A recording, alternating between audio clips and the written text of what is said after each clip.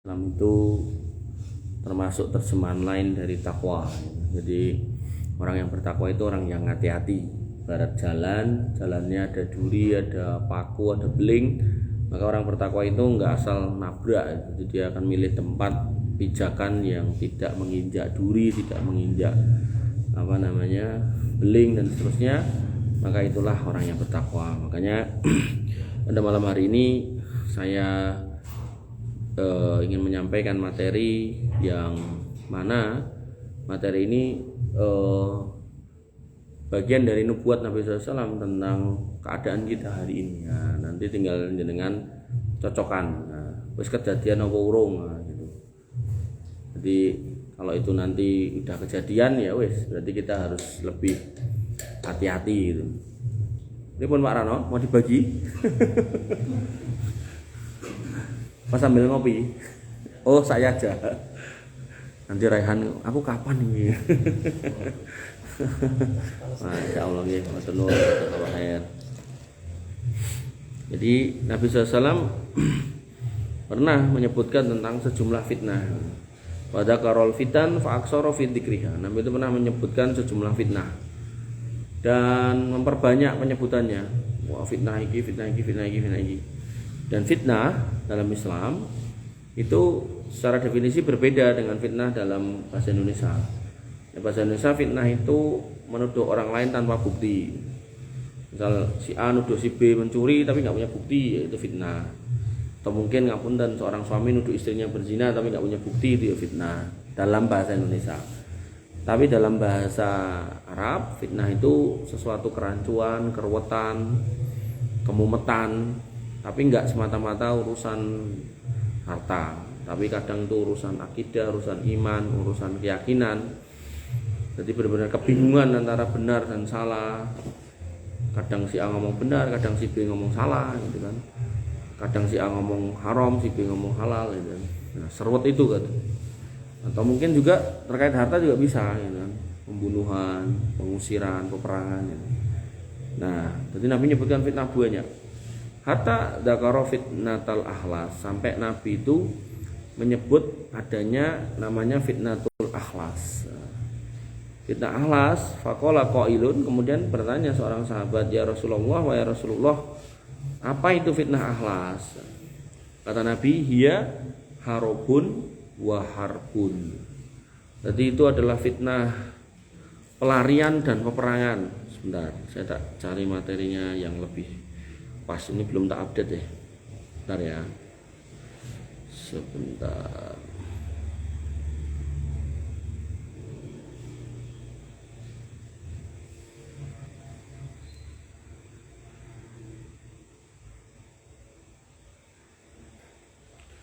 Jadi disebutkan harobun wa harbun. Jadi fitnah pengusiran dan peperangan. Jadi orang itu diusir dan kemudian diperangi. Itu yang pertama. Pertanyaannya, tadi kan saya bilang di depan, dan dengan yang ngecek udah jadi apa belum, udah ada apa belum, udah belum? Halo. Oh iya, apanya? Karena ada disebutkan fitnah banyak. Nah, hatta dzakara fitnatul akhlas, sampai Nabi menyebut munculnya fitnah akhlas. Sahabat bertanya, fitnah akhlas itu apa ya Rasul? Nah, Nabi mengatakan harobun wa harbun, yaitu orang berlarian dan peperangan atau diperangi, kerusuhan. Ada apa enggak sekarang? Ada loh, banyak gitu ya. Enggak usah jauh-jauh, yang kita sering lihat kan Palestina, itu jelas di depan mata toh. Nah, berarti itu sudah terjadi. Dulu enggak, sekarang sudah. Dulu itu kalau perang itu tentara ketemu tentara, ketemu di tempat tertentu. Sekarang enggak. Sing tentarane wong Islam delik ning omahe wong Islam, nah, otomatis wong kafir ngebome enggak cuman tentarane tapi ya saeneng-enenge. Makanya sebagaimana yang kita lihat ya, yang kecil, yang tua, yang bayi, yang gede, yang dewasa, perempuan, laki-laki semua kena. Dan akhirnya karena di bumi hanguskan, dibom banyak banget, akhirnya pada ngungsi, lari gitu. Nah, begitu sekarang gencatan senjata permanen kan pada balik gitu. Jadi harbunnya itu nggak kayak dulu. Nek dulu itu berangkat pasukan keluar dari kota atau kampung Madinah misalnya gitu, ketemu di mana nih? Nah, ketemu di Uhud atau ketemu di Badar atau ketemu di mana gitu kan. Nah, ketemu di situ perang gitu kan. Nah, makanya yang sekarang ini modelannya nggak kayak dulu. Karena sekarang itu bomnya bisa ditembak dari ratusan atau ribuan kilometer di mana dia berada, diluncur kayak blung gitu kan. Nah, adalah blungnya itu ya si pasukan ini bersama dengan masyarakat umum akhirnya kena gitu kan. Nah, itu fitnah yang pertama, udah ada tuh sekarang. Nah, yang kedua, summa fitnatus sarra. Nah, fitnatus sarra. Jadi Nabi pernah mengatakan ajaban li amril mukmin in asabatu sarra syakara. Menakjubkan urusan orang beriman kalau dapat as-sarra, kenikmatan dia itu bersyukur.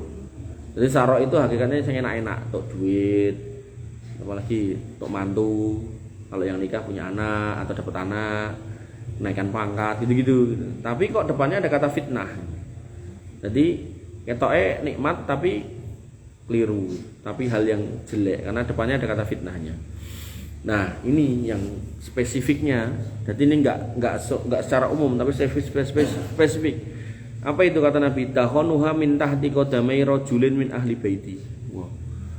Fitnahnya itu keruwetan yang berupa asap, yang asapnya itu kebule metu saka ngisore sikile ahli baitku. Jadi enggak kita yang enggak ruwet, ahli baitku kata Nabi. Hadis ini. Hadis apa ini? Hadis dari Sunan Abu Daud nomor 3704, sanadnya sahih.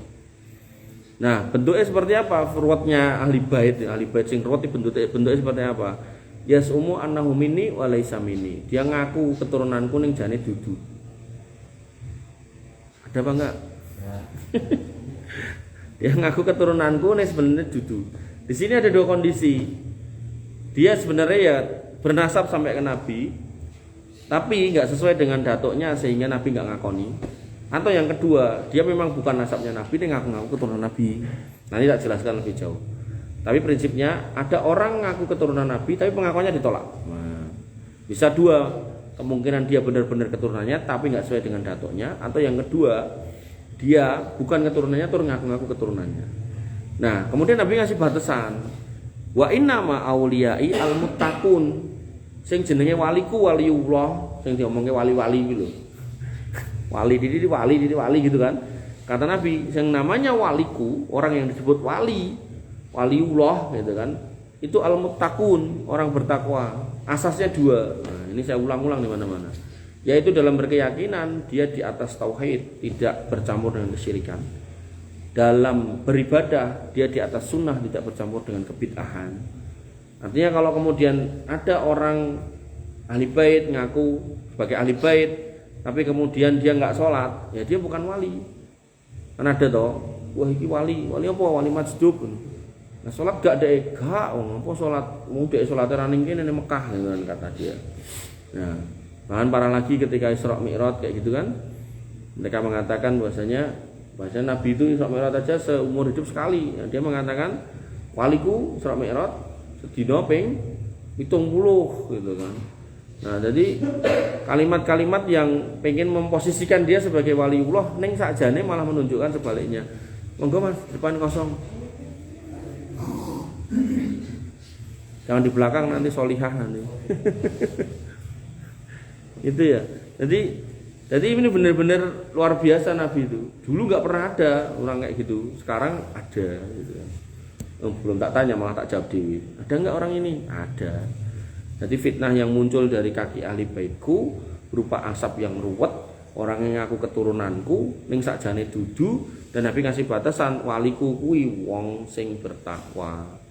Orang bertakwa asasnya bertauhid dalam keyakinan, beramal di atas sunnah. Jadi nabinya nggak pernah nyontoi jaluk-jaluk ning kuburan, dia nyontoi. Nabinya mengharamkan dirinya dan keluarganya makan uang sedekah, dia ngumpulke duit sedekah. Ahli bait itu nggak boleh makan uang sedekah, nggak boleh. Uang zakat, uang sedekah nggak boleh. Hadiah boleh. Makanya Nabi itu kalau ada sedekah, kalau itu uang sedekah langsung didumkan. Nggak ada ceritane, nah Aisyah simpen sik gitu, nggak ada gitu.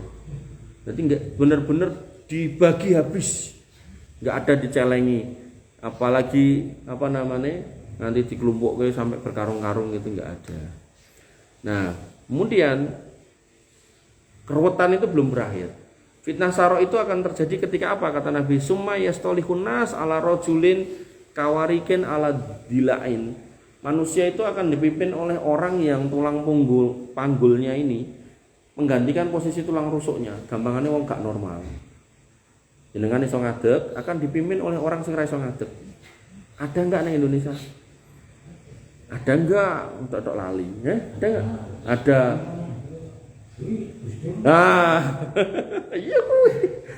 Jadi Nabi mengatakan sesuatu yang dulu enggak ada. Kenapa? Zaman dulu yang namanya khalifah, penguasa, pemimpin itu mesti panglima perang. Lah orang yang cacat nggak pernah ikut perang, nggak boleh malah bukannya meringankan pasukan malah ngebot-boti toh. Udune ngelawan musuh malah njuk gendong gitu. Konting rumah, orang-orang yang sakit, orang tua, anak-anak di rumah tinggal. Tapi karena satu dan lain hal, karena manuver politik, akhirnya naiklah orang yang seperti itu.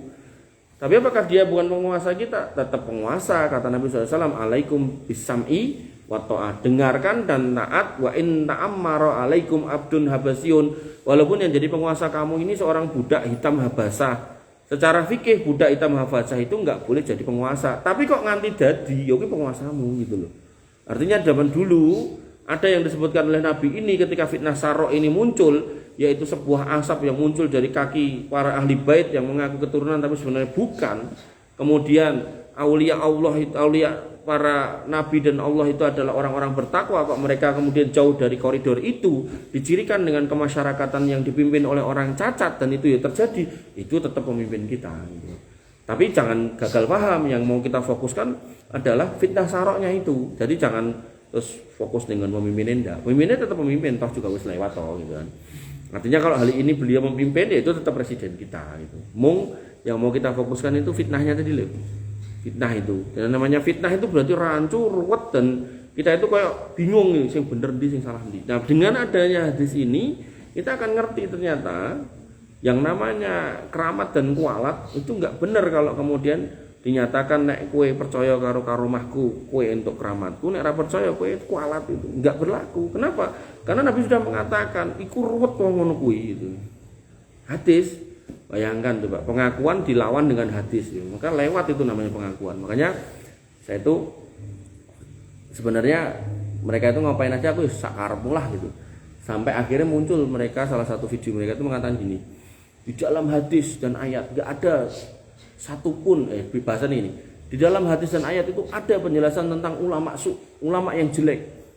Tapi enggak ada satupun penjelasan tentang ahlu bait su atau keturunan nabi yang su atau habib yang su, enggak ada.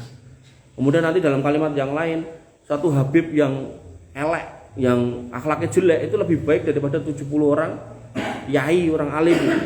Nah, maka dengan membaca hadis ini kita mengetahui hadis ini, ternyata Allah sudah membukakan bagaimana kemudian agama itu sudah dijelaskan oleh Nabi SAW. Hati-hati, ada orang yang mengatakan yas'umu annahu minni wa laisa minni, ngaku dia ahli baitku ning ternyata bukan, dan dibatasi dengan auliyai humul muttaqun, wali-waliku itu orang yang bertakwa. Orang takwa sekali lagi koridornya dua, dalam berkeyakinan dia harus di atas tauhid, dalam beramal dia harus jauh dari kekeliruan, bukan kemudian malah ngajari yang aneh-aneh.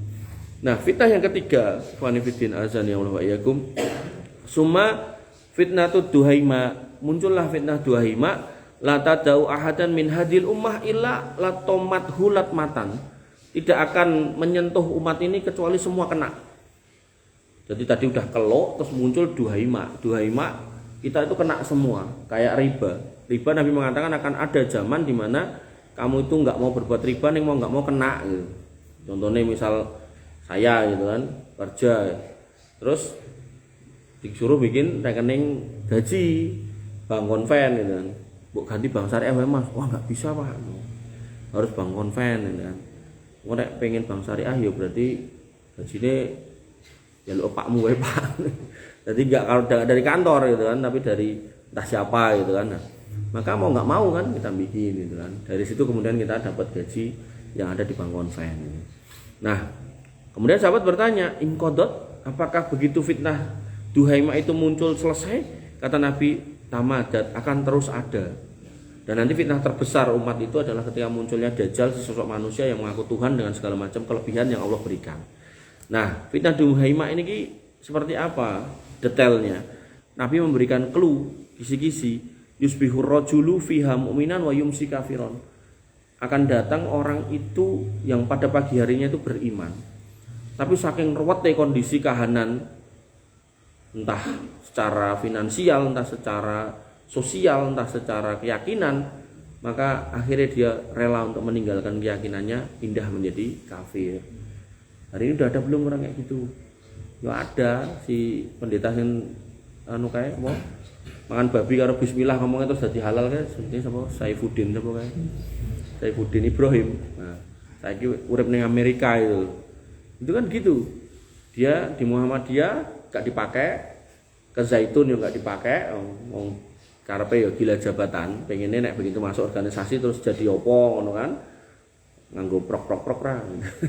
Nah ternyata nggak dipakai, akhirnya yang terjadi pindah casing, ternyata dipakai jadi pendeta.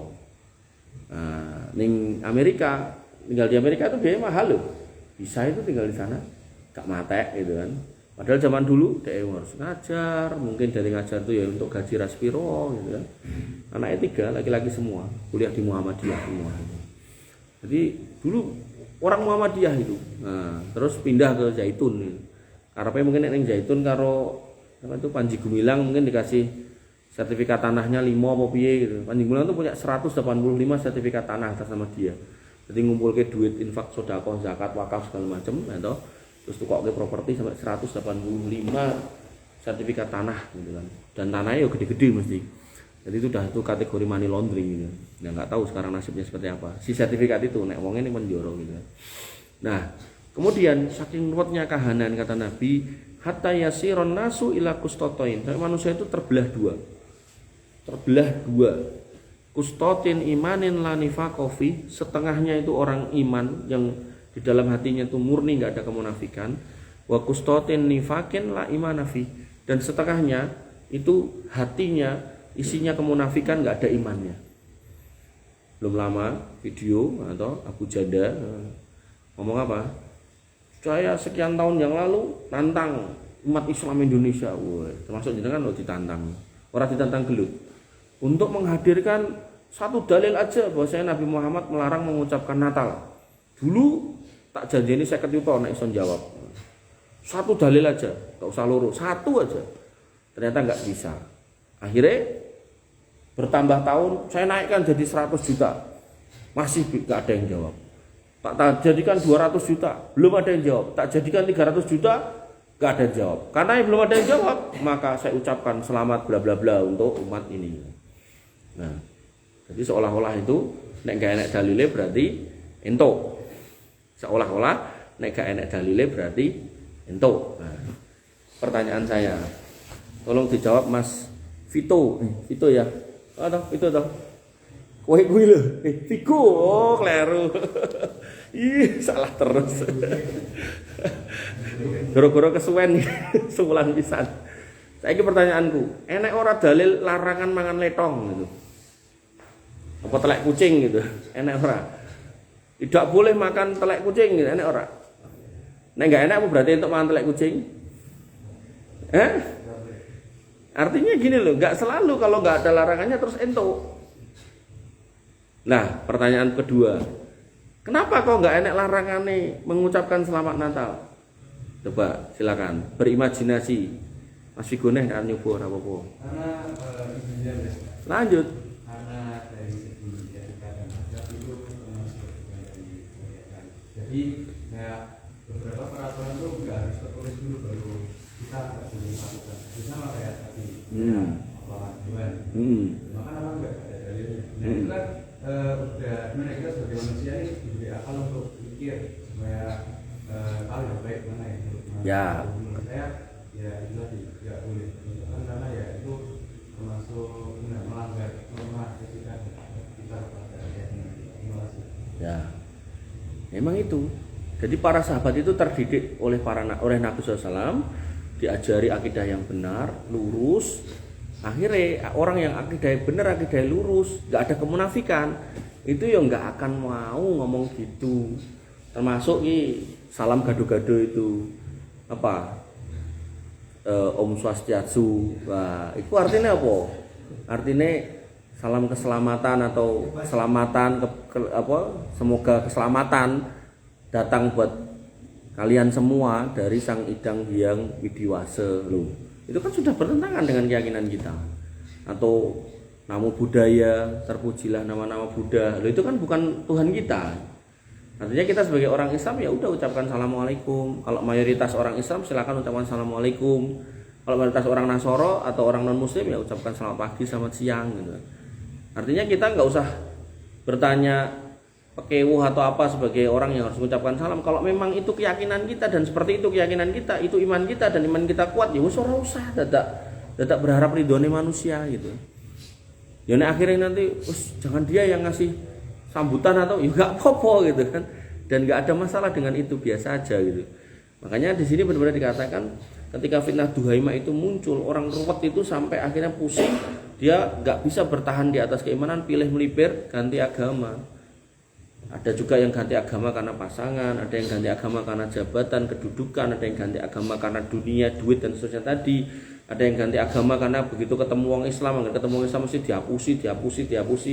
Pertanyaannya apa ya Islamnya sing salah? Ya wong Islam itu sing salah. Makanya para ulama mengatakan al-Islamu mahjubun bil muslimin. Islam itu agama yang indah. Ning kadang keindahannya itu ketutup ya karena kelakuannya sebagian kaum muslimin. Contoh gampang napa? Yang ketangkap polisi itu napa? Orang yang nipu tentang umroh ya kan. Jamaah diberangkatke tekan kono keleleran nek hotele. Itu kan yang ditipu orang Islam, sing nipu orang Islam.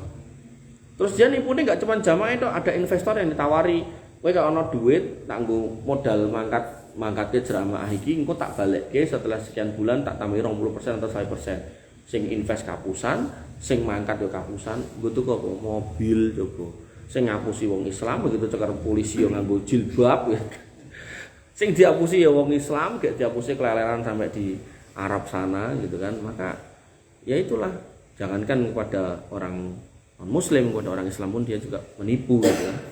Maka manifidin azani Allah wa iyyakum, sampai Nabi kemudian menambahkan atau mengatakan fa idza kana dzakum, kalau sudah 3 fitnah ini muncul, fitnah ahlas kita udah lihat bagaimana Palestina seperti itu, kemudian fitnah sarok tadi kita udah lihat bagaimana orang-orang yang ngaku keturunan Nabi tapi kelakuannya jauh daripada Nabi dari sisi akhlak, dari sisi akidah, sampai Nabi aja ngajarkan nanti kalian kalau di kuburan itu akan ditanya man robbuka, man robbukum, akan dijawab Allah, wa man nabiyuka, jawabannya Muhammad SAW. Kemudian ditanya lagi wa madinuka, jawabannya adalah Islam, atau wa ma kitabuka, jawabannya Al-Qur'an gitu kan. Nek dhek ditekoki man robbuka, jawabannya Habib Abdullah Al-Haddad gitu kan. Lah iku nek misal jenengan lah sing wis nikah misal Mas Amar niku. Ditekoki garwane, ditekoki, "Mbak, garwamu jenenge sapa?" Kudune kan nyebutnya Amar. Nyebutnya Amin ngono piye to? Suami saya Mas Amin namanya. Kira-kira nek Mas Amar krungu nesuk ora? Ya kita sebagai manusia aja harusnya nama kita yang disebut aja kita nggak mau kok gitu kan, kalau keliru kok. Nah, apalagi Allah. Jelas itu bisa masuk kategori syirik besar.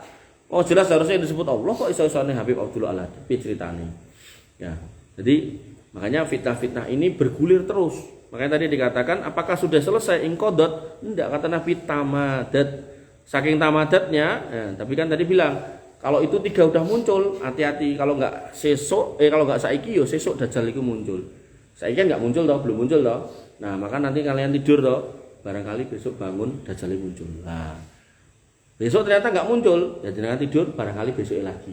Tindani aja karena sudah dekat. Nah, terus pertanyaan nih, kelengkapan nih, kok bisa tadi kan saya bilang ngaku keturunan Nabi, yasumu annahu minni wa laysa minni. Itu ada 2 kemungkinan. Dia memang keturunan Nabi, ning pengakuannya ditolak, atau yang kedua, dia bukan keturunan Nabi, ning ngaku-ngaku keturunan Nabi. Nah, itu diperjelas pada Quran surat Hud ayat 45-46 tentang kisah Nabi Nuh. Nabi Nuh alaihissalam itu sudah dalam posisi di kapal, sudah ngampul di atas banjir bandang, putranya gelalep-gelalep pengen renang sama Nabi Nuh, ayo munggah oleh gitu. putranya, "Moh, aku meh golek bukit sing dhuwur."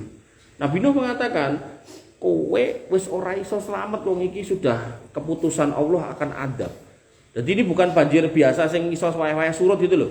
Ini memang tujuannya itu biar naiklah orang beriman, orang yang enggak iman mati kabeh, memang gitu maksudnya. Nah, kowe nek ra munggah ora selamat itu. Anaknya tetap ngeyel.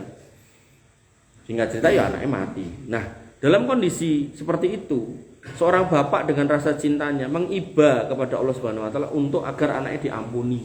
Nabi Nuh mengatakan, "Wa nada Nuh," dan Nuh berkata, "Rabbahu," kepada Rabbnya, faqala dengan berkata, "Rabbi inabni min ahli," wahai Rabbku ya Allah, itu anakku, keturunanku. Memang benar keturunannya, darah dagingnya. Jadi bukan anak PPN, bukan anak leng ngangkat, bukan anak sambung ngerabi rondo ngoten, bukan. Jadi anak kandung beliau. Jadi beliau menyatakan sesuatu yang benar, enggak salah. Itu anak saya, min ahli, keluargaku. Wa inna wa'dakal haq, dan sesungguhnya janji engkau akan banjir bandang ini benar. Artinya saya beriman ini adab. Anak saya milih jalan yang salah. Neng itu anak saya gitu loh. Berarti kan bahasa-bahasa minta supaya ini dikasih apa? Dispensasi gitu kan. Khususon. Nah, jadi kayak misal ngapunten sebagian bapak anaknya daftar apa gitu kan, terus ngomong ke temennya, "Nitip anakku yo." Mancane pekewoh nek anake ra diproses to. Nah, bareng diumumke ya to, "Pak, ngapunten Pak, putra jenengan ranking carry dhewe. Ning kuwi anakku lho, Mas." Akhirnya gandeng sing dititipi didesak terus, sing desak ya terus, "Nggih pun jenengan wantun pinten." Nah, akhirnya dijaluk duit piro kae sing ning Pemalang itu 900 juta, nanti direwangi ngedol sawah. Nah, dikei gitu kan demi dadi polisi. Dadi ora kelangan iya. Nah, maka yang terjadi ketika Allah diminta seperti itu, apakah Allah kemudian mengiyakan permintaan Nabi Nuh? Bahkan Nabi Nuh memuji Allah, "Wa anta ahkamul hakimin." Jadi dalam doa itu dengan nek pengen dikabulkan kan muji Allah. Nabi Nuh melakukan, "Wa anta ahkamul hakimin." Engkau itu hakim yang paling adil itu. Yang paling bijaksana. Saya minta ini anak saya. Ini anak saya loh ya Allah.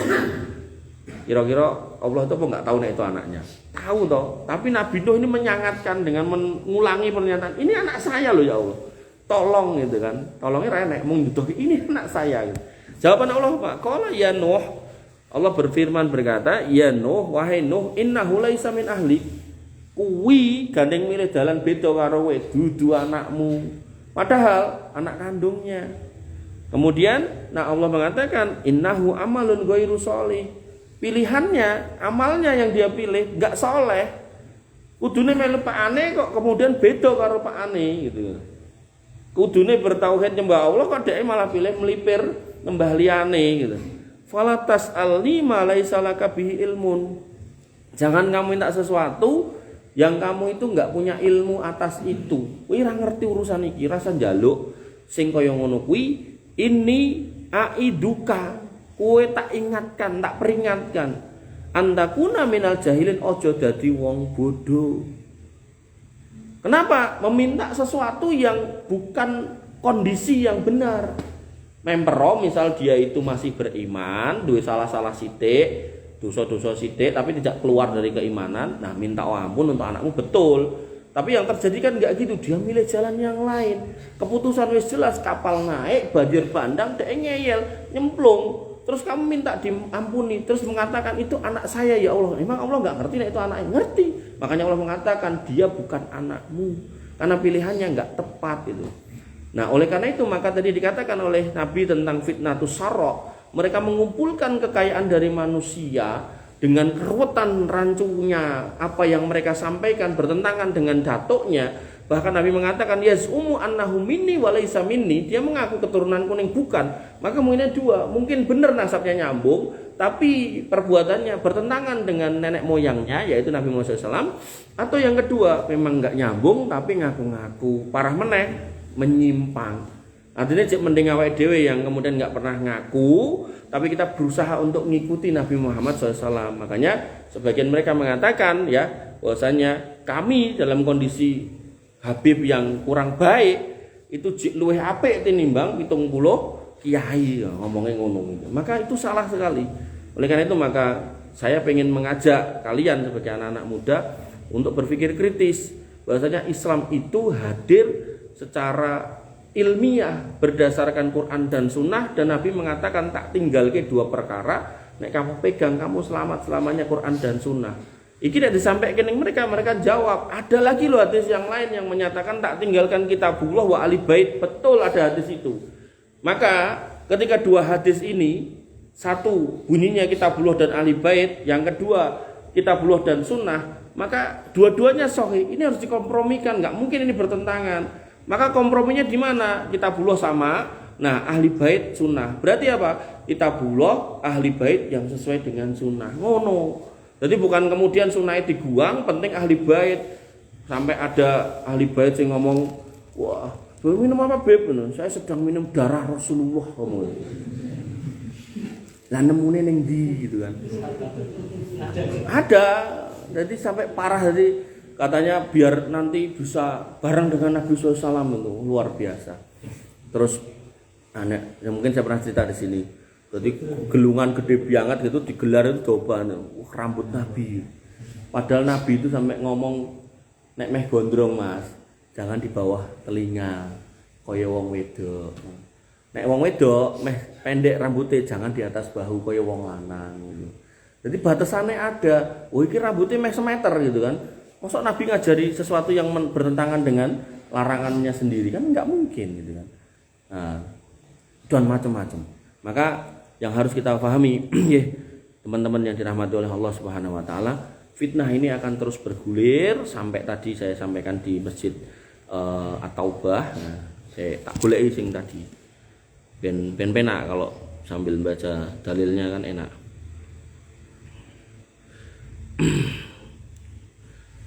Nah, fitnah yang tadi adalah fitnah munculnya penyimpangan orang-orang takfiri yang hari ini tuh ada. Bentar.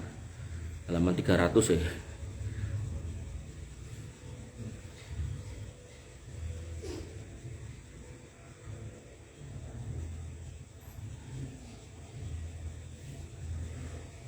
(329)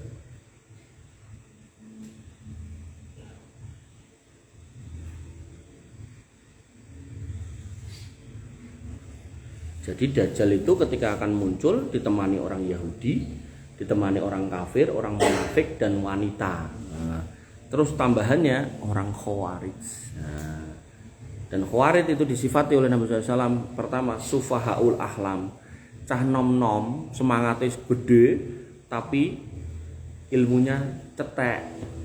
Semangat pon mati sesuk mangkat itu, tapi ilmunya dangkal sehingga tidak di atas ilmu. Tak bacakan. Nabi SAW bersabda, yansa'u nas'un, akan muncul suatu kelompok yaqra'unal Qur'an la yujawizu taraqiyahum. Dia rajin baca Quran.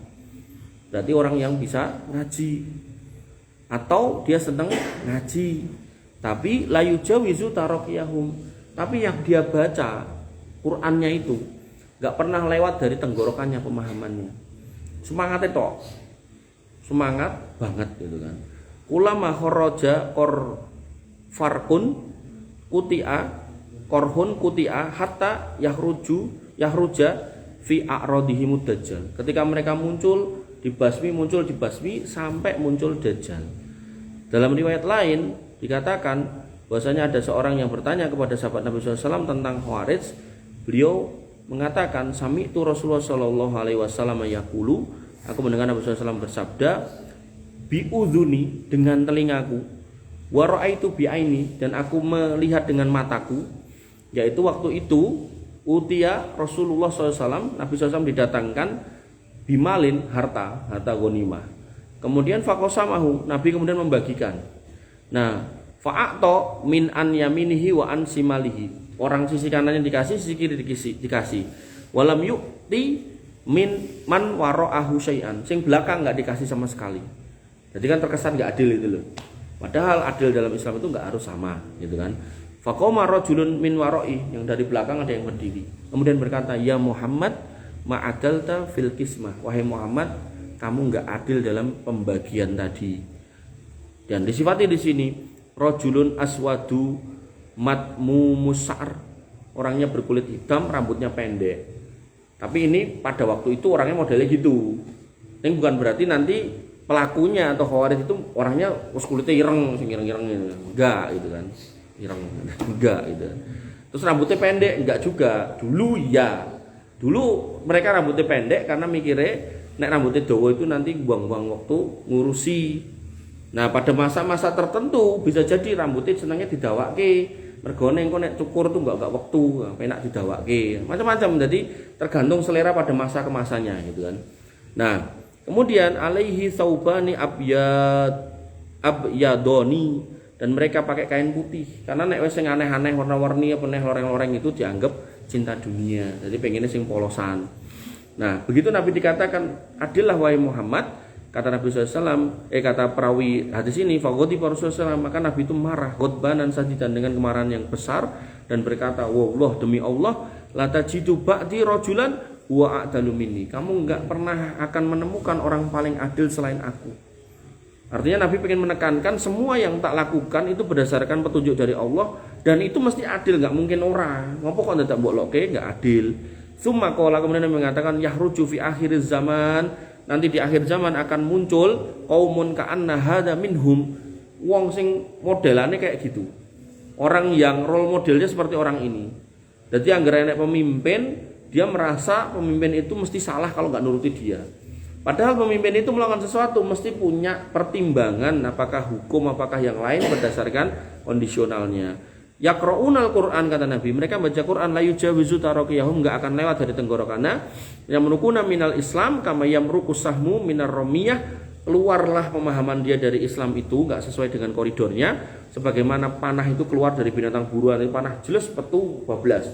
Ibarat kereta kudune ning rel ning metune ning dalan, atau ibarat bis atau truk kudune ning dalan melewati ning omahe penduduk. Jadi udah berantakan. Kata Nabi SAW, simahum at-tahlik, ciri mereka itu gundul zaman dulu. Nanti tiap zaman itu tergantung mereka berkelompok dan mereka pasti bersepakat. Rambut kita harus begini, itu mesti ada, gitu kan. Kemudian kata Nabi, la yazaluna yahrujuna ba'da yahruja akhiruhum ma'al masih dajjal. Mereka terus muncul, terus datang, dan datang mereka terus menerus sampai mereka bersama dengan Dajjal. Sehingga nanti disebutkan dalam hadis yang lain bahwasannya mereka munculnya sampai kullama kharaja qarnun kuti'a aksara min isrina marrah. Ketika mereka muncul kemudian diperangi kalah, muncul lagi sampai 20 kali. Jadi kalau satu siklus kemunculan misalnya 100 tahun, peng 20 ya berarti 2000 tahun. Artinya tiap tahun itu mereka akan ada orang-orang seperti itu. Nah, inilah yang disebut khawarij, orang yang disebut sebagai takfiri. Takfiri itu seperti apa? Podo-podo wong Islam ketemu wong Islam ning beda keyakinan sithik wis dianggap kafir. Yang kelembagaan itu yang di mana-mana saya sampaikan, ini wong LDI.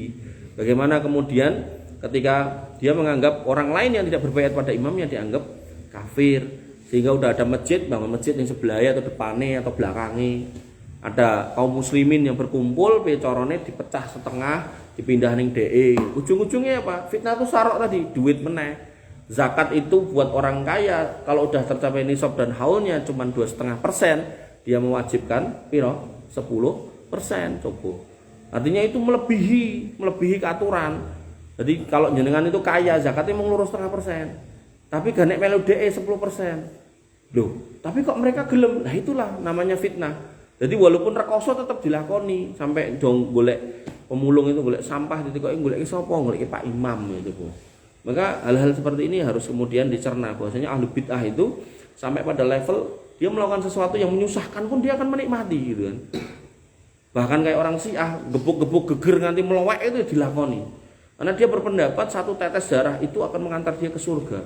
Padahal kalau dia mau membaca sejarah, bapaknya Al-Imam Al-Husain itu juga mati, dibunuh, meninggal dipenggal oleh orang Khawarij yang namanya Abdurrahman ibnu Muljam. Tapi Husain nggak pernah sekalipun gebuki gegering nanti melowek gitu. Nah, makanya pentingnya ilmu di sini, Mas. Jadi jangan ngaji terus harus di tempat yang benar. Karena orang-orang seperti ini ngajinya biasanya di tempat yang tertutup, nggak terbuka, nggak padang, rodok remang-remang, tuh ning kamar sing rodok kekunci, isine kadang 5 apa 4, sok-sok ya mung 7. Akhirnya ngrumuske gawe negara, piye carane mateni tentara karo polisi, jihad ning Indonesia pas bulan Ramadan golek pos polisi ditembaki. Nah, hal-hal seperti ini jenengan harus hati-hati. Karena mereka akan membuat ya, sesuatu yang sebenarnya itu medeni menjadi indah. Ki jihad lho. Nek kowe ketembak polisi mlebu surga lho. Nyawamu urung metu didudut malaikat terus ditarik karo bidadari lho. Malah dikandi mabur ning langit ketujuh lho. Wah, wis kayalane ora karo-karuan. Padahal kalau kita kemudian baca tentang bab ruh, enggak ngono kuwi cara maine gitu. Didatangkan malaikat maut, kemudian malaikat maut membawa malaikat pengiringnya, dilihat akidahnya, kemudian dibawa ke langit ke-1, ke-2, ke-3, ke-4. Kemudian dia enggak punya dosa membunuh orang lain. Nanti ketika kita katakan nek masang bom wong Islam kena terus piye gitu kan. Misal kalian transaksi sama saya, duitnya kepunjulan, kalian bisa golek saya tat atau mas ini duitnya kepunjulan tak balik kan gitu toh, mergo aku cek urip anek kuwi meledos der terus wong Islamnya mati terus kita mau minta maaf ya caranya. Itu ketika saya tanyakan ke mereka jawabannya apa? Gak apa-apa wis takdire lho. Penak to jawab to, empuk nek jawab itu. Nah terus bojone piye dadi rondo? Ya gak apa-apa wis nasibe ngono. Coba resiko. Maka hal-hal seperti ini jenengan harus hati-hati. Saya itu nggih. Fanifidina azani Allah wa iyyakum. Itu yang bisa saya sampaikan. Ada yang mau nanya tentang fitnah yang muncul di akhir zaman yang jenengan harus hati-hati, yaitu yang pertama, tak ulangi, fitnah akhlas itu sudah terjadi, akan muncul pengusiran peperangan. Kemudian fitnah sarok itu juga terjadi. Di sini ada keruwetan. Jadi orang yang jualan keramat sama kualat, nah jenengan harus hati-hati. Enggak seperti itu agama. Kemudian yang ketiga fitnah duhaima, yaitu fitnah subhat tentang keyakinan, di mana orang sampai dibikin bingung.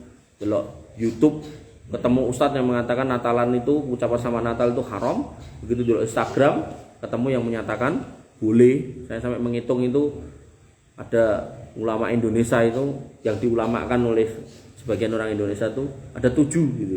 Jadi bukan tokoh sembarangan, bukan kayak kita gitu, enggak, tokoh nasional, 7 orang. Jadi ketika ditanya hukumnya apa? Boleh 7 orang itu.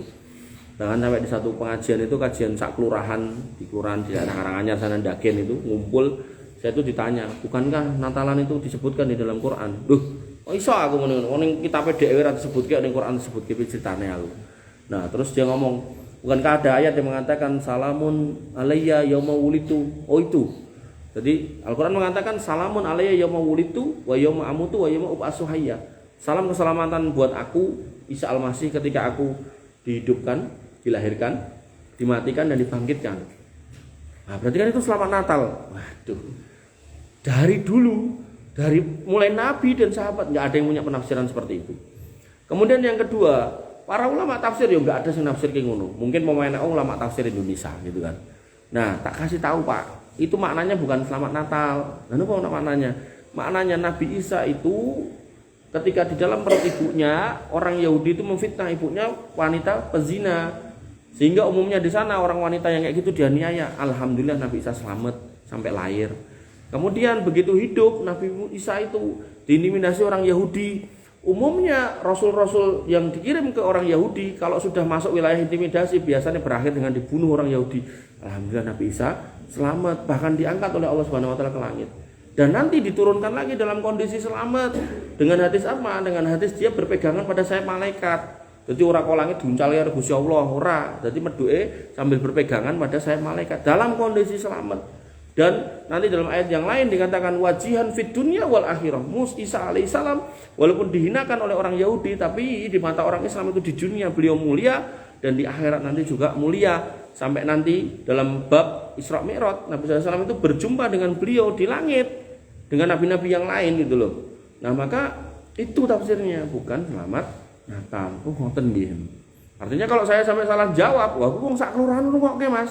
Teko kabeh ning ngono nganggo sepur kelinci sak pirang-pirang gitu kan. Artinya benar-benar satu kondisi di mana saya kalau sampai enggak bisa jawab yang benar, wes wassalam saya. Berarti menyesatkan orang sak kelurahan. Maka bayangkan ketika tadi itu ning medsos yang nonton ribuan bahkan jutaan orang, yang tersesat enggak cuma 1 atau 2 bahkan ribuan atau jutaan orang yang nonton. Akhirnya ada orang yang namanya Muhammad, ada orang yang namanya nama-nama Islam. Wah, komentar yang ngene Abu Janda sing intine, "Oh, bener, setuju, podo, hebat, jos." toleran segala macam. Loh, toleransi nggak di situ temannya. Kalau kita mau bahas tuh panjang, ada puluhan hadis ayat yang menyatakan kita boleh membantu orang yang bukan beriman, boleh menolong mereka, boleh ngasih makan mereka, boleh kemudian bertetangga dengan mereka, nggak boleh menyakiti mereka, bahkan dilarang membunuh mereka. Itu banyak dalil tentang itu gitu.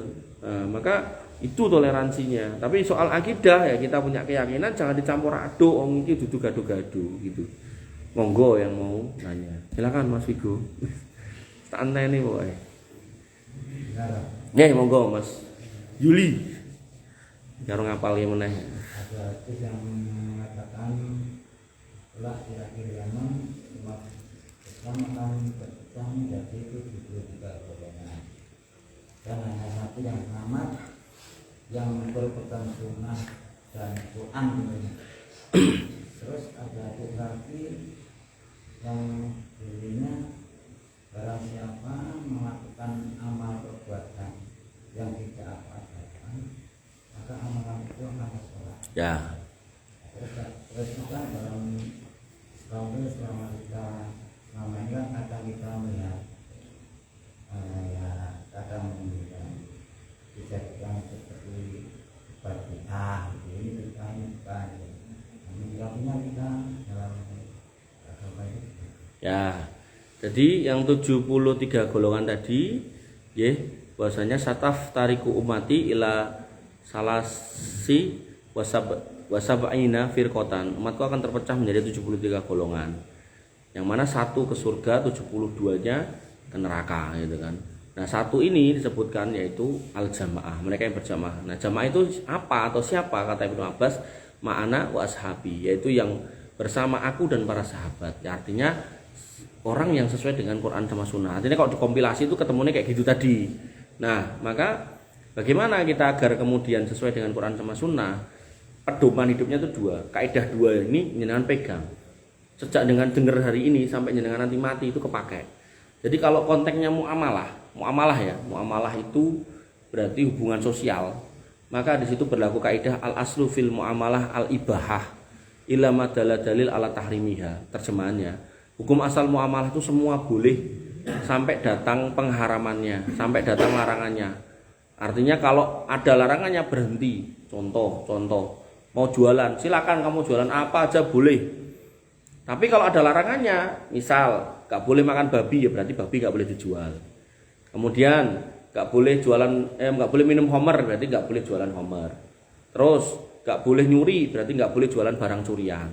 Terus apalagi macam-macam, gak boleh meladoror waladiroro, gak boleh membahayakan dirinya, berarti gak boleh menjual barang yang membahayakan diri. Dan yang membahayakan diri ya tergantung definisinya apa. Ya mungkin ganja, mungkin narkoba gitu kan.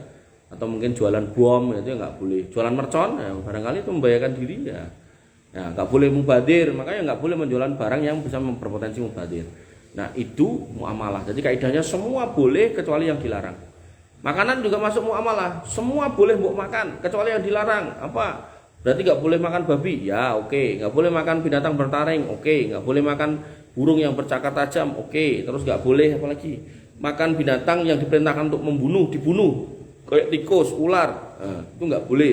Kemudian nggak boleh makan binatang yang dilarang untuk dibunuh. Nggak boleh kita membunuh lebah, nggak boleh kita membunuh semut. Berarti nggak boleh mangan tawon, kon mangan wajune wae aja tawone gitu kan. Nah, itu kaidah muamalah gitu kan. Nah, kaidah dalam ibadah itu ritual, seremonial yang ada gerakannya, ada bacaannya, ada tanggalnya, ada waktunya secara khusus. Maka itu masuk dalam wilayah ibadah. Al aslu fil ibadah at tahrim ila madalla dalil ala wujubiha. Hukum asal ibadah itu enggak boleh. Hukum asalnya enggak boleh sampai ada perintahnya. Jenengan salat Isya, ngopo? Mergo enek perintahnya salat Isya. Jenengan nanti puasa Ramadan, kenapa? Ada perintahnya kan puasa Ramadan.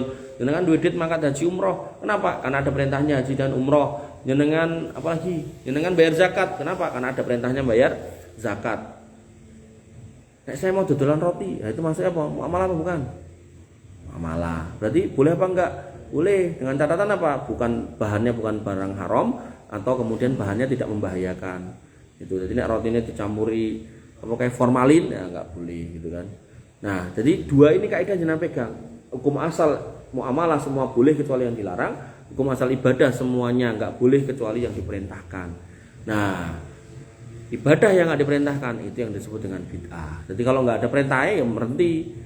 Kalau nggak ada kewajiban di situ yang diperintahkan ya jangan dilakukan. Contoh meneh, aku pernah ditanya sholat rogoib. Apa kuwi sholat rogoib? Nanti ku sholat goib. Nah, sholat goib itu kita menyolatkan jenazah, tapi jenazah udah di kuburan gitu kan.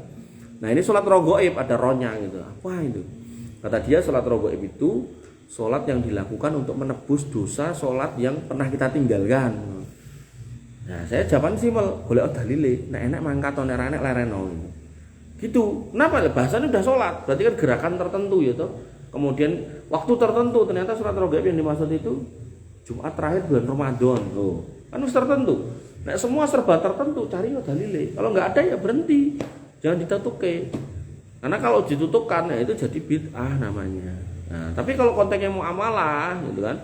Muamalah apa contohnya kalau dalam konteks sholat? Misal ya, nah, bikin keran di depan sana apa di samping, kan nggak ada larangan dan perintahnya. Nah, boleh depan boleh, samping boleh. Batasannya apa? Jangan ganggu orang, gitu aja.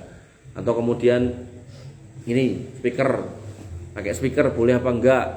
Nah, kan nggak masuk dalam konteks ibadahnya, maka boleh tentunya. Pakai lantai apa pakai karpet, ya. Kan nggak masuk dalam konteks ritualnya langsung gitu loh.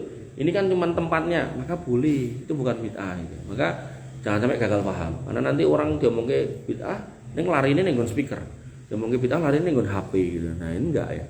Jadi apa yang kemudian bentuk ritualnya, itulah yang disebut ibadah. Itu namanya ibadah mahdoh. Nah yang muamalah ibadah khairu mahdoh itu kita punya kebebasan. Kalau jenengan dodolan degan, ento neng nek dodolane degan tapi wis disimpen 2 tahun, anune kuwi lho, banyune kuwi lho.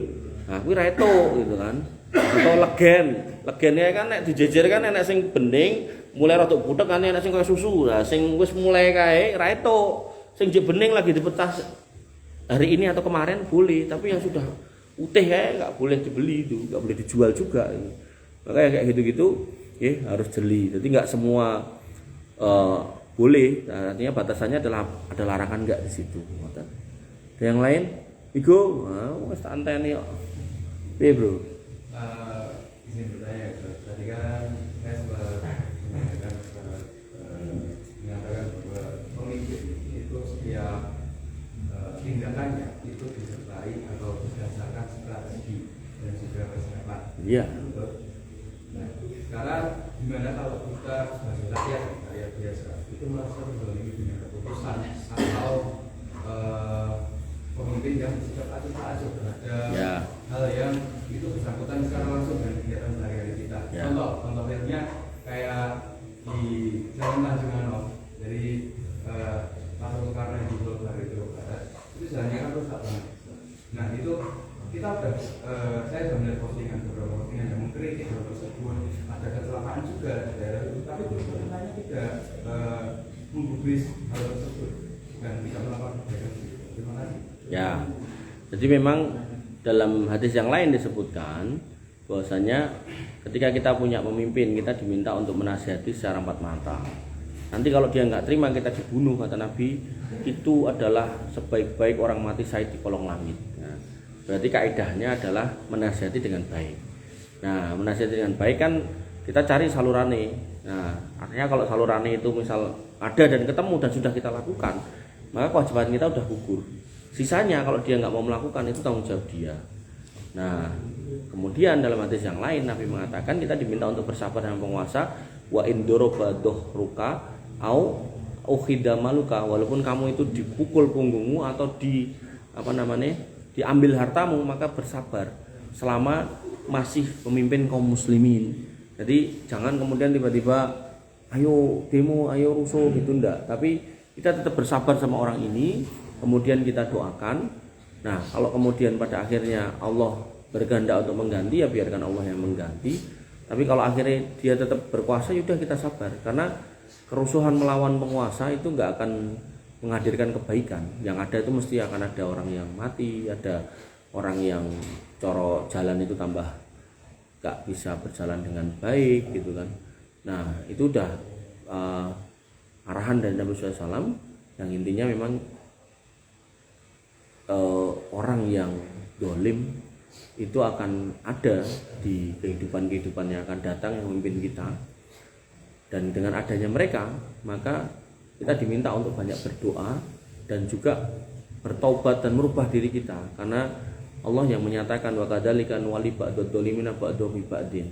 Orang dolim itu dihadirkan untuk memimpin orang dolim. Artinya kalau kita punya penguasa yang dolim, maka kita harusnya itu juga introspeksi diri, barangkali kita juga semodel dengan mereka, karena yang namanya pemimpin itu lahir dari rakyatnya. Yang sering tak contohkan gini loh, kalau kita melihat penguasa kita itu korupsi ini korupsi itu gitu, maka kita jujur aja di bawah gitu loh, bagaimana kita ngurus SIM, bagaimana kita ngurus STNK, kan gini nitip toh, atau mungkin nembak gitu kan, bagaimana kita kemudian yang kerja masuk 7:30 datangnya jam 8. Nah, hal seperti ini kalau Allah kemudian berikan atau hadirkan penguasa yang korup, ya itu sebenarnya ada sebab akibatnya. Coro asap kayak api yang kita nyalakan gitu loh. Dan memang penguasa itu lahir dari rakyatnya gitu. Mungkin saya pernah cerita di sini, saya punya teman supir taksi itu, atasnya supir taksi loh, meh mangkat kan enek fasilitas gratis cuci mobil di tempat anunya itu, poolnya itu kan ngantri wegah, pilih salam tempel 10.000 berarti dhisike. Nanti koncone dilanggar itu kan.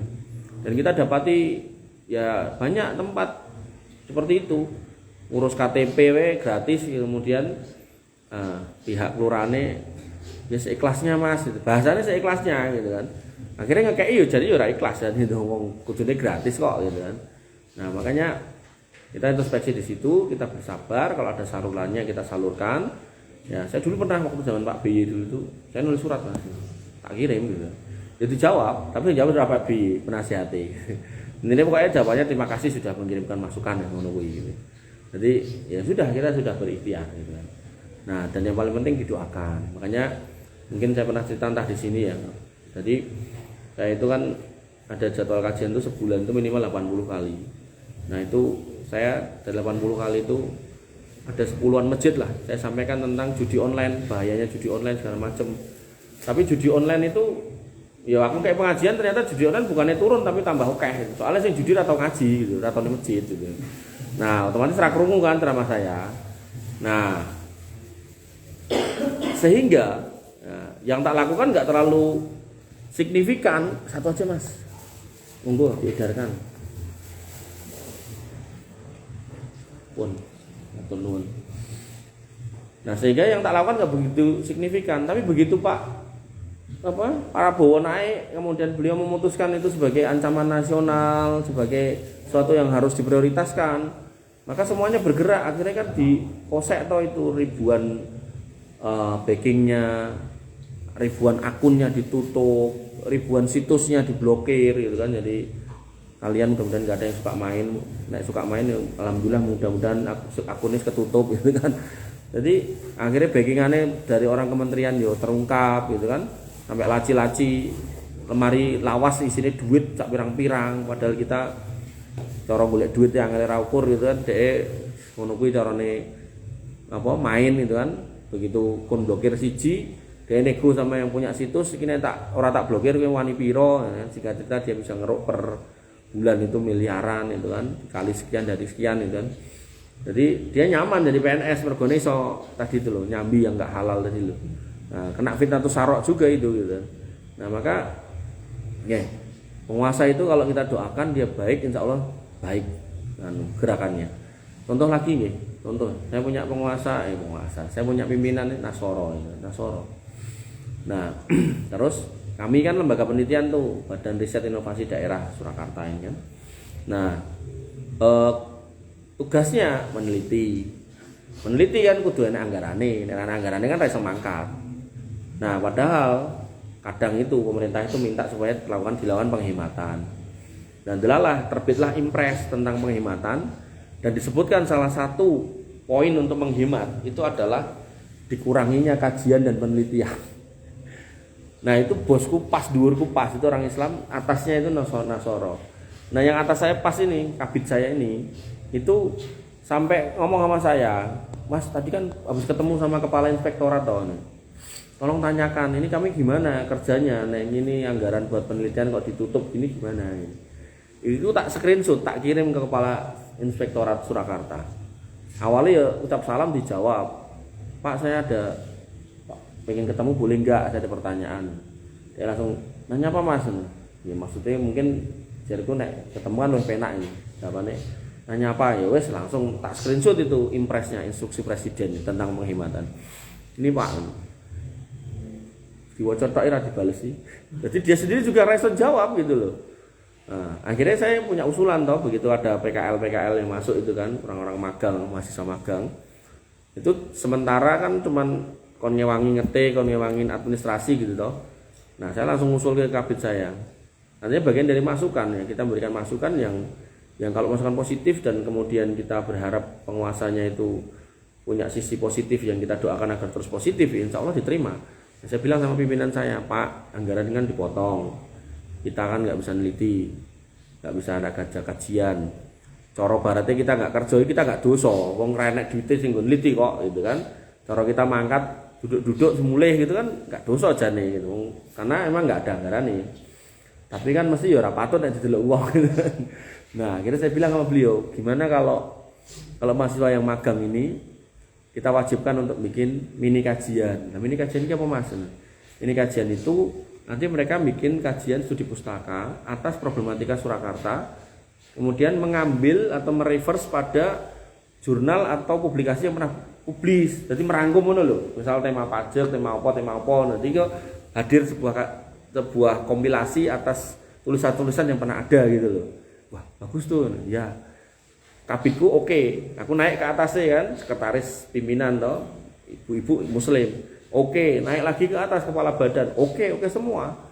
Akhirnya ya itu, kalau ada mahasiswa itu langsung tak kasih tahu, bikin mini kajian, nanti saya yang bimbing, saya yang evaluasi, saya yang meriksa, saya yang ACC. Kalau udah ACC, nanti bikin PowerPoint-nya presentasikan di depan pimpinan-pimpinan tadi. Nah, itu nanti menjadi buku yang nanti gampangannya gue tombo gelo. Jadi cara laporan nanti akhir tahun itu kita nggak punya kajian yang dibiayai pemerintah, kita ada kajian gratisan gitu.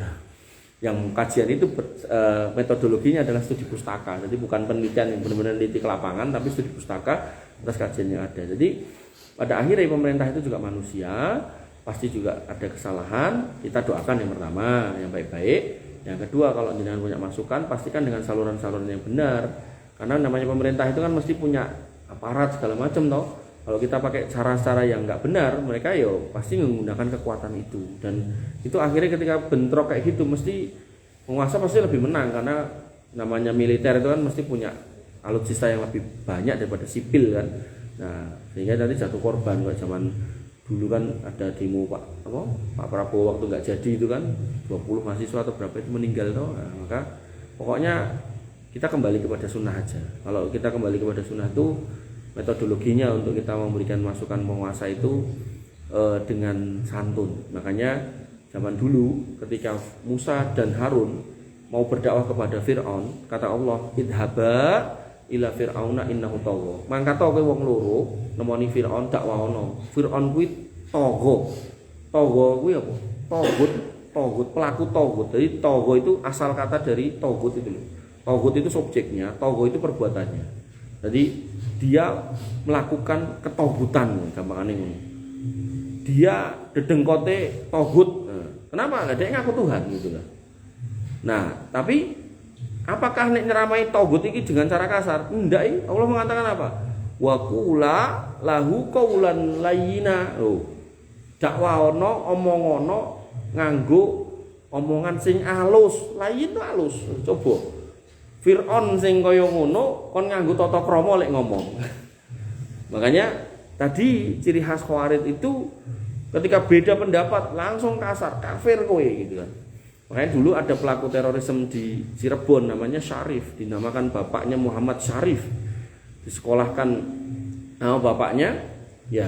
Terus sehingga cerita terkontaminasi pemahaman terorisme yang terjadi, dia langsung mengeksekusi itu dengan jihad di Indonesia dengan cara gimana? Ada gubuk kosong, mbuh piye critane, pokoknya dia bisa mancing seorang tentara yang rodok tua, umur 50 tahunan, dicekal di situ, dibunuh, mati satu. Wah, dia merasa, wah berarti aku harus jihad nih, harus mengalahkan satu musuh Allah gitu. Nah, terus dia pengen menyerang pusatnya, kantor polisi Gendi gitu kan. Nah, Mapolresta Cirebon. Jadi pas hari Jumat ning ngarepe enek angkringan atau semacam itu, dia makan di situ sambil mengintai, wah perutnya ini nek iku gede asli nek iki gitu. Nek dia gak gede tapi terus diweki bom sak pirang-pirang gitu. Masuk dia Jumatan niate. Mbuh, piye logikane saya nggak ngerti, iso bledos-bledos dhewe, mati-mati dhewe. Polisine ra enek sing mati. Bapake ditekoki, "Pak, putra jenengan ngeten iki pripun?" Bapake jawabane, "Aku nggak kaget tok, wong aku dadi bapake wis dikafirke gara-gara dadi PNS coba." Bapake PNS guru SMP, dikafirke ngomongnya antek pemerintah, antek tauhid. Padahal dhek selama ini sing makani sapa? Sing makani sapa? Pake. Dan itu saya ngelihat banyak anak sing ngaji apa ngafirke pemerintah tapi dhek mangan ning nggone mboke PNS itu. Sing lanang ya ngono, kadang ada suami ngaji apa kofar kafir ning omah ya nyiduk sego, sing kerja bojone dadi PNS. Banyak saya lihat kayak gitu. Makanya enggak konsisten. Makanya sekali lagi nggih, Islam itu kalau dipelajari dengan baik insya Allah enggak akan sampai pada level rusuh berdarah-darah. Makanya kenapa ini tak sampaikan kayak cah nom-nom. Makanya Nabi itu sebenarnya di sini ada kalimat yang lain, di hadis yang lain tuh ada tambahan di depan tuh sufahaul ahlam. Si enom semangat ning pikirannya cetek gitu. Jadi apa nek bahasa kiasan Indonesia ki apa? Sumbu tumpul sumbu pendek gitu, gampang meledos, cesdor gitu loh. Makanya hati-hati ya. Karena cah enom itu nek bisa kelebonan kayak gitu, wes sesuk mangkat kon mati itu mangkat gitu. Kemudian yang lagi bar ditolak cewek ngono alah wis. Nembung cewek ditolak-tolak gitu kan, alah timbang aku mbok tolak sakit hati aku tak pilih mati syahid. Wis hati-hati ya, cah nom-nom iki pokoke wis hati maneman gitu kan. Masa depanmu indah gitu, daripada nuruti kayak ngono. Ada lagi yang lain? Ayo, jagoane. Sing ndeni piye, Bro?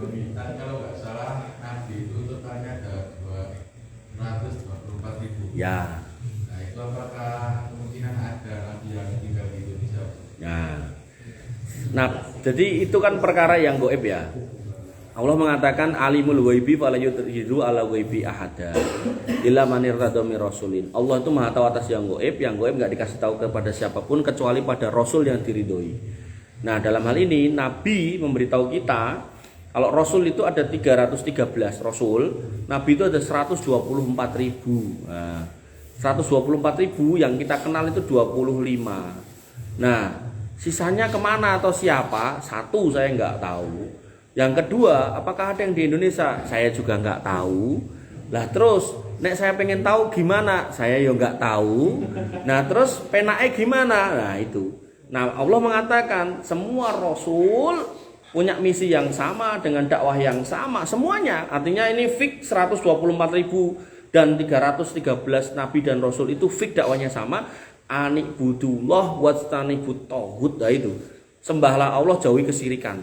Jadi taghut ini tak terjemahkan kesirikan. Nanti nek nganggo definisi tadi teman-teman yang ekstrim garis keras tadi ngono pemerintah lah apalah gitu. Enggak ya. Jadi saya menerjemahkan ini kesirikan, jauhi dukun, jauhi kemusyrikan, jauhi sajen, jauhi apa nih benda-benda keramat yang dikeramatkan koyo keris, jimat segala macam singkirkan itu semua. Karena saya punya teman nih, teman parah ini. Jadi dia garis keras tuh sampai ketika polisi mulai nangkepi beberapa orang, dia itu sebenarnya kena radar jane. Ning mbuh piye ditane iso lolos. Dodolane ali-ali ngene iki. Terus cerita karo aku iki bar entuk untung gede lho Mas. Apa? Dodolan keris sing enak isine. Loh, kowe iki titik-titik ngomongke togut tapi kok dodolane kaya ngono iki piye ngono. Jadi togut itu sudah dikhususkan itu pemerintah gitu loh. Iki masalah ini. Artinya akidahnya sendiri sebenarnya rusak gitu. Nah, jadi gitu ya Mas Rehan. Ada enggak di Indonesia? Wallahu alam saya enggak tahu. Tapi yang jelas itu enggak penting. Yang penting itu dakwahnya harus sama, yaitu merintahkan kepada ketauhidan, menjauhi kesyirikan. Dah itu. Nah, itu dakwahnya ya itulah para nabi. Jadi yang penting itu 25 itu. Kita kenal itu udah cukup. Nanti ada nabi kayak misal Nabi Daniel. Itu orang Kristen nyebutnya Daniel. Itu ada. Kisah detailnya enggak tahu gitu kan. Terus nanti ada Nabi Sid atau siapa ya? Iya Sid kalau nggak salah itu juga ada. Terus ada Nabi macam-macam banyak. 124 itu kan banyak banget gitu. makanya nggak terlalu penting. Tapi nek kamu buka Alkitab, saya nggak nyuruh deh. Alkitab di awal-awal itu di kitab perjanjian, kitab kejadian itu benar disebut ke Adam dia anak iki. Itu nek nganti apal ya luar biasa. Yang pertanyaannya penting apa enggak sih? Enggak, insya Allah. Karena intinya itu apa gitu loh. Makanya kan kamu saiki nek nonton niku medsos, nek zaman dulu kan video kan panjang-panjang. Saiki nonton medsos rata-rata piro sih? 30 detik toh. Ya, kenapa? Intine wae apa to jane gitu kan. Sama kayak kamu nonton kajian lama itu rata-rata wong megah. Intinya apa? Makanya nanti pada kalimat intinya itu yang disebut dengan punch itu dipotong taruh depan. Harapannya begitu mbok tonton, kowe semangat untuk nonton nganti rampung, ben kontennya entek ditonton sama kamu gitu kan. Nah, begitu sampai rampung, ternyata sing dipotong itu yang beri dewe gitu kan. Nah, itu diterapkan dalam digital marketing sampai seperti itu. Gitu. Jadi nggak terlalu penting siapa-siapa nabinya, yang penting itu kita paham dakwahnya adalah tauhid. Nah, gitu. Makanya tadi di depan tak kritisi orang yang mengaku keturunan nabi tapi kemudian tidak mendakwahkan tauhid. Ada lagi yang lain? Ada? Cukup? Kita tutup dengan doa. Nggih, kita tutup dengan doa nggih agar kita semua dijadikan oleh Allah Subhanahu wa taala sebagai anak-anak yang soleh. Solihahnya enggak ada ya. Yang soleh. Bismillahirrahmanirrahim. Alhamdulillahirabbil alamin. Hamdan sakirin, hamdan naimin, hamdan yuafi ni'amahu wa yukafi mazidah. Ya Rabbana lakal hamdu kama yanbaghi li jalalika wa adhimi sultanik. Rabbana lakal hamdu anta nurus samawati wal ardi wa man fina wa lakal hamdu la ilaha illa anta subhanaka inna kunna minadh dhalimin wa illam taghfir lana wa tarhamna lanakunanna minal khasirin. Allahumma ighfir lil muslimina wal muslimat wal mu'minina wal mu'minat al ahya'i minhum wal amwat innaka samiun qaribun mujibud da'wat wa ya qadiyal hajat. Rabbana dhalamna anfusana wa illam taghfir lana wa tarhamna lanakunanna minal khasirin. Rabbana ighfir lana dhunubana wa li ikhwanina alladhina sabaquna bil iman wa la taj'al fi qulubina ghillan lil ladzina amanu rabbana innaka ra'ufur rahim. Rabbana ighfir lana dhunubana wa kaffir 'anna sayyi'atina wa tawaffana ma'al abrar. Rabbana ighfir lana dhunubana wa li walidina warhamhum kama rabbawna shighara. Allahumma ighfir lahum warhamhum wa'afihim wa'fu anhum wa akrim nuzulahum wa wasi' madkhalahum waghsilhum bil ma'i wasalji wal barad. Allahumma taqabbal minna siyamana wa qiyamana wa ruku'ana wa sujudana wa tahassu'ana wa tadarru'ana. La ilaha illa anta subhanaka inna kunna minadh dhalimin wa illam taghfir lana wa tarhamna lanakunanna minal khasirin. Allahumma inna nas'alukal huda wat tuqa wal afafa wal ghina. Allahumma inna nas'aluka ilman nafi'an wa rizqan thayyiban wa amalan mutaqabbalan maqbulan. Ya arhamar rahimin irhamna faghfir lana ma qaddamna wa ma akharna wa ma alanna wa ma asrarna wa ma anta alamu bihi minna. La ilaha illa anta subhanaka inna kunna minadh dhalimin wa illam taghfir lana wa tarhamna lanakunanna minal khasirin. Rabbana hab lana min azwajina wa dhurriyyatina qurrata a'yun waj'alna lil muttaqina imama waj'alna lil muttaqina imama. Allahumma ja'alna muqimina as-salah wa min dhurriyyatina rabbana wa taqabbal du'a. Allahumma ja'al hadzal baladana minan mutma'innan warzuq ahlahu minas samarati wajnubna wa banina an na'budal asnam. Allahumma aminna fi awtanina wa aslih a'immatana wa ulata umurina. Allahumma aslih auladana wa aswajana wa ikhwanana wa ahwadana wa ummahatana wa abaatana wa asatidana ya arhamar rahimin. La ilaha illa anta subhanaka inna kunna minadh dhalimin. Allahumma inna nas'alukal huda wat tuqa wal afafa wal ghina. Allahumma hab lana minas solihin. Rabbana hab lana minas solihin. Rabbana hab lana minas solihin waj'alna minas solihin waj'alna minas solihin waj'alna minas solihin wa adkhilnal jannatika jannatin na'im ya arhamar rahimin ya dzal jalali wal ikram. La ilaha illa anta subhanaka inna kunna minadh dhalimin wa illam taghfir lana wa tarhamna lanakunanna minal khasirin. Allahumma inna nas'alukal jannah wa na'udzubika min sakhatika wan nar. Allahumma inna nas'aluka ridhaka wal jannah wa na'udzubika min sakhatika wan nar. Allahumma inna nas'alukal jannah wa ma qarraba ilaiha min qawli wa amal wa na'udzubika minan nar wa ma qarraba ilaiha min qawli wa amal. Allahumma ikfina bihalalika an haramik wa aghnina bifadlika amman siwak. Allahumma asfi mardana waqdi duyunana. Allahumma asfi mardana waqdi duyunana. Allahumma aksir amwalana wa aksir auladana wa barik lana fima a'taitana ya arhamar rahimin ya dzal jalali wal ikram. لا إله إلا أنت سبحانك إنا كنا من الظالمين وإن لم تغفر لنا وترحمنا لنكونن من الخاسرين اللهم أعز الإسلام والمسلمين وأذل الشرك والمشركين ودمر أعداءك أعداء الدين يا أرحم الراحمين اللهم انصر إخواننا المستضعفين في كل مكان اللهم انصر إخواننا المستضعفين في فلسطين اللهم انصرهم وثبت أقدامهم ووفق عليهم الصبر يا أرحم الراحمين يا ذا الجلال والإكرام اللهم إنا نعوذ بك من فتنة المحيا والممات ونعوذ بك من فتنة القبر وعذاب القبر ونعوذ بك من فتنة المسيح الدجال ونعوذ بك من عذاب جهنم يا أرحم الراحمين ارحمنا اللهم إنا نعوذ بك من الربا ونعوذ بك من الزنا ونعوذ بك من الدين وغلبة الدين وقهر الرجال ونعوذ بك من المأسام والمغرم يا حي يا قيوم برحمتك نستغيث أصلح لنا شأننا كله ولا تكلنا إلى أنفسنا طرفة عين اللهم إنا نعوذ بك من سوء الأخلاق ونعوذ بك من النفاق ونعوذ بك من الشرك والظلم والكفر ونعوذ بك من الرياء والسمعة ونعوذ بك من سوء الخاتمة ونسألك حسن الخاتمة اللهم ارزقنا حسن الخاتمة اللهم ارزقنا حسن الخاتمة اللهم ارزقنا حسن الخاتمة ربنا لا تزغ قلوبنا بعد إذ هديتنا وهب لنا من لدنك رحمة وهيئ لنا من أمرنا رشدا ربنا لا تؤاخذنا إن نسينا أو أخطأنا ربنا ولا تحمل علينا إصرا كما حملته على الذين من قبلنا ربنا ولا تحملنا ما لا طاقة لنا به واعف عنا واغفر لنا وارحمنا أنت مولانا فانصرنا على القوم الكافرين فانصرنا على القوم الفاسقين فانصرنا على القوم الظالمين يا أرحم الراحمين ارحمنا اللهم أرنا الحق حقا وارزقنا اتباعه وأرنا الباطل باطلا